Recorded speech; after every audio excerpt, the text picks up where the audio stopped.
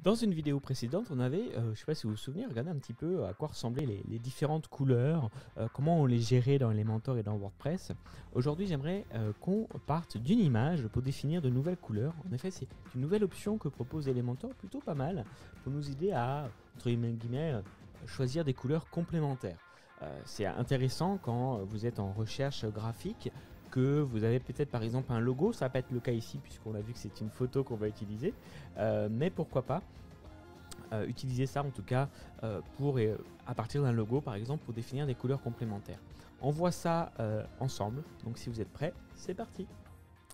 Alors, ce que je vais faire, c'est tout d'abord sélectionner ce que je veux tout simplement changer. Donc là, ça va être par exemple la couleur de mes boutons.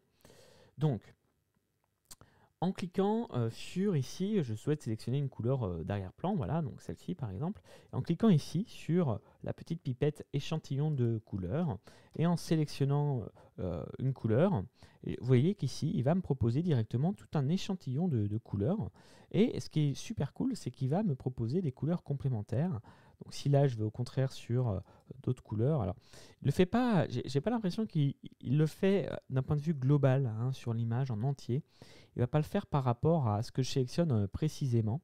Mais ce qui est intéressant, c'est qu'ici, je vois que je vais avoir du violet, du brun. Et tout ça, ça va être des couleurs un petit peu complémentaires à cette image. Et donc, je vous l'ai dit, hein, on peut très bien essayer de partir d'un logo pour avoir ces différentes couleurs. Donc, je reviens, je clique ici. Je clique dans couleur ici, n'importe lequel d'ailleurs, hein, pour sélectionner ma pipette. Et voilà, ici, on va dire que je vais sélectionner cette couleur-là. Cette couleur-là, je vais la sélectionner comme étant une nouvelle couleur, on va dire donc ici, hop, je vais cliquer sur cette couleur-là, je vais ajouter une nouvelle couleur, voilà. On va faire comme ça, c'est encore plus simple, à partir directement de l'outil. Voilà, donc là, hop, celle-là va devenir ma couleur, mon nouveau bleu, par exemple. Je peux même, comme on l'avait vu dans la vidéo précédente, dire que par exemple, ma couleur principale avec l'échantillon va devenir voilà, du bleu comme ça. La couleur de texte va devenir, hop, ce noir-ci.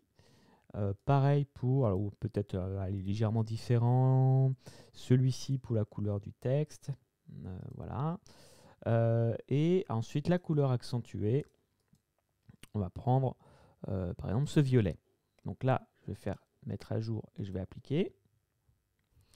Alors, vous vous souvenez peut-être qu'on avait demandé à ce que le thème prenne le pas sur Elementor. C'était dans le tuto, je vous le remets en fiche. Donc, on va enlever tout ça pour qu'on puisse, cette fois-ci, notre palette soit appliquée. Donc, si c'est votre cas, tant mieux, vous pouvez regarder dans Elementor. Par défaut, on ne s'est pas activé. Hein. C'était vraiment dans le tuto qu'on avait fait la dernière fois. On va dans Réglages et on demande à ce que ça soit la palette de couleurs qu'on vient de créer dans Elementor qui soit appliquée et non pas la palette du thème.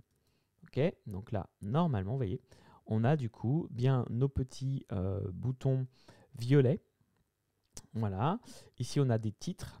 Et donc, tout ça se cale par rapport à l'image qu'on a sélectionnée par rapport au color picker. Picker, j'ai du mal à dire picker, je sais pas, ce qui est peut-être color, non. Mais voilà, c'est plutôt cool comme option, franchement. D'ailleurs, j'y pense, mais ça peut aussi, pourquoi pas, être utilisé sur une page autonome. Si vous voulez caler vos couleurs par rapport à une photo que vous avez sur votre image, sur une landing page par exemple. Donc voilà, plutôt sympa. Moi, je serais vous, j'utiliserais à partir d'un logo pour découvrir les couleurs complémentaires. À ce propos de gestion de couleurs et de thèmes que vous allez pouvoir gérer avec votre Elementor, ça s'appelle une charte graphique. Et si vous voulez aller un petit peu plus loin, j'ai une formation qui vous permet un petit peu d'apprendre comment créer une charte graphique, quel est le vocabulaire de base à avoir pour bien choisir voilà, en toute conscience ces couleurs et ces typos. Il y a aussi dans cette masterclass un template qui vous est donné pour justement encore mieux gérer vos couleurs et tout avoir à un seul endroit et vous créer une vraie charte et une vraie identité graphique. Je vous renvoie aussi vers la vidéo que j'ai faite juste avant celle-ci, du coup, qui est complémentaire, qui parle de la gestion des couleurs. Parce qu'une fois que on a trouvé notre échantillon de couleurs grâce à cet outil, il s'agit de l'harmoniser partout. Et donc voilà, si vous voulez vraiment les bases pour là aussi un petit peu progresser et avoir votre propre identité graphique, comprendre quelle est la valeur de cette identité graphique et l'exécuter proprement sur Elementor, je vous mets également l'information que vous voyez ici, qui s'affiche ici en description.